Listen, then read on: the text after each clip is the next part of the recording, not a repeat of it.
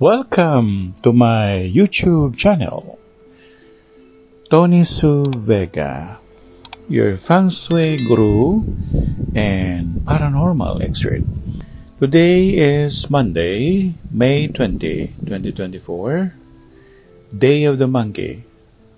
Best color, white. Activities: go to the market, buy your supplies for the house. Visit a nearby lake.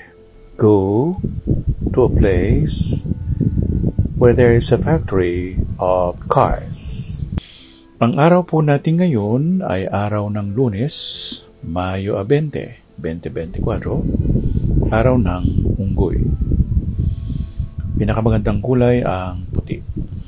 Ang gagawin, mamalengke, magpunta at bumili ng mga gagamitin sa bahay. Pumunta sa mga lugar na may pagawaan ng mga bakal kagaya ng metal sheet o paggawaan ng auto o kotse. Ang unggoy ay yang, lalaki, metal, Qian, Q-I-A-N.